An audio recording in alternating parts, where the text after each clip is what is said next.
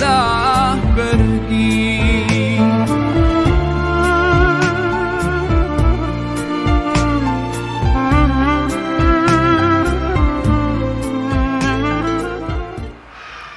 Assalamualaikum warahmatullahi wabarakatuh. Alhamdulillah nahmaduhu wa nusalli wa nusallim ala rasulihil karim. Amma ba'd. Qala Allah Ta'ala fil Qur'anil Karim, a'udzu billahi minasy syaithanir rajim. Bismillahirrahmanirrahim. شهر رمضان الذي أنزل فيه القرآن هدى للناس وبينات من الهدى والفرقان. Sadaqallahul azim. Alhamdulillah, teman-teman Cordoba yang Ustadz banggakan dan Ustadz cintai. Alhamdulillah, segala puji bagi Allah Subhanahu wa taala yang telah memberikan begitu banyak nikmatnya, baik nikmat sehat, nikmat harta, terlebih nikmat iman dan Islam. Maka bagaimana kita senantiasa mensyukuri daripada nikmat-nikmat Allah Subhanahu wa taala? Bagaimana cara mensyukuri daripada nikmat Allah? Maka Imam Al-Ghazali rahimahullah mengatakan tasarrufun ni'am fi ta'atillah, yaitu bagaimana kita gunakan nikmat-nikmat yang Allah berikan kepada kita, yaitu untuk ketaatan kepada Allah Subhanahu wa taala. Dengan cara apa? Dengan cara menjalankan segala perintah-perintah Allah dan menjauhi segala larangan-larangan Allah Subhanahu wa taala.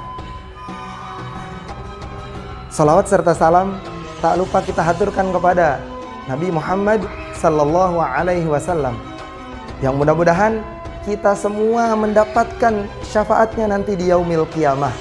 Amin amin ya rabbal alamin. Teman-teman Cordoba yang berbahagia, pada hari ini kita akan melanjutkan kultum sebelumnya tentang keutamaan membaca Al-Quran.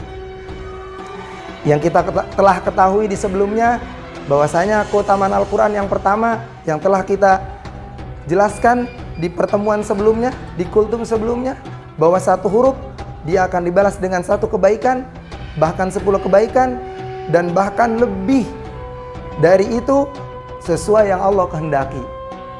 Kemudian orang yang senantiasa baca Al-Quran yaitu akan mendapatkan ketenangan.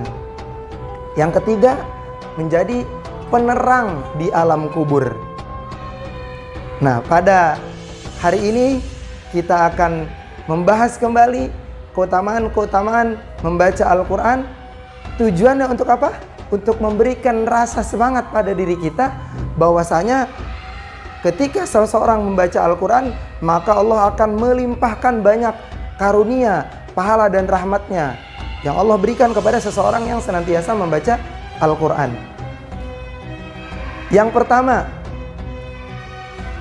orang yang membaca Al-Quran dia akan diangkat derajatnya oleh Allah Subhanahu wa taala. Maka orang yang senantiasa membaca Al-Quran, Allah akan mengangkat derajatnya sampai surga yang paling tinggi sesuai dengan ayat terakhir yang ia baca.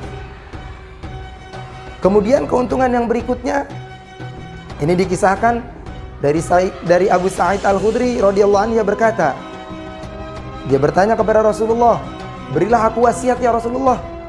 Maka Rasulullah sallallahu alaihi wasallam bersabda, "Aku wasiatkan kepadamu wahai Abu Sa'id Al-Khudri untuk bertakwa kepada Allah Subhanahu wa taala, karena takwa merupakan poros segala sesuatu. Kemudian hendaklah kamu berzikir kepada Allah dan membaca Al-Quran. Dan hendaklah kamu senantiasa membaca Al-Quran, karena Al-Quran itu merupakan ruhmu di langit dan penyebutanmu di bumi." Maka ada satu perkataan, ketika kita membumikan Al-Quran, maka sejatinya kita sedang melangitkan nama kita di sisi Allah. Maka dari itu kita lebih semangat lagi dalam membaca Al-Quran. Kemudian keuntungan yang berikutnya, teman-teman semuanya perlu diperhatikan. Keuntungan yang ketiga, yaitu Rasulullah SAW bersabda, sesungguhnya Allah memiliki beberapa keluarga dari kalangan manusia. Mereka bertanya, para sahabat, wahai Rasulullah, siapakah mereka? Yaitu yang akan menjadi keluarga-keluarga Allah. Maka Rasulullah SAW menjawab, mereka adalah ahli Al-Quran, keluarga Allah dan keistimewaannya. Maka orang-orang yang senantiasa membaca Al-Quran dan bahkan menghafal, maka dikatakan tafsiran hadits di sini bahwasanya ahli Al-Quran di sini adalah orang-orang yang menghafal Al-Quran dan dia mengamalkan daripada isi kandungan daripada Al-Quran. Bahkan ketika seseorang menghafal Al-Quran dan mengamalkannya, itu akan diberikan mahkota untuk orang tuanya. Maka bagaimana dengan kita yang menghafal Al-Quran? Orang tua kita sendiri saja ketika menjadi perantara, menjadikan kita para penghafal Al-Quran, itu mendapatkan mahkota yang cahayanya lebih terang daripada cahaya matahari. Bagaimana dengan para penghafal Quran? Maka mereka menjadi ahlullah, keluarga-keluarga Allah.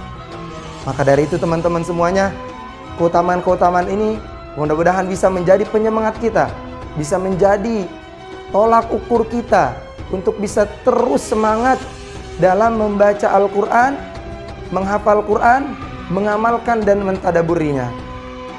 Maka dari itu, semoga Allah Subhanahu wa Ta'ala memberikan kekuatan, kemudahan, keistiqomahan kepada kita sampai akhir hayat untuk terus bersama Al-Quran. Amin, amin ya Rabbal Alamin.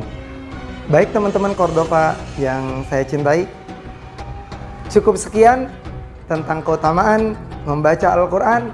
Semoga ini bisa menjadi pelajaran, bisa memberikan motivasi untuk kita semua untuk senantiasa membaca Al-Quran, menghafal Al-Quran, mentadabburi Al-Quran, dan mengamalkan isi kandungan Al-Quran sampai akhir hayat kita. Sekian, wallahu a'lam bishawab. Wassalamualaikum warahmatullahi wabarakatuh.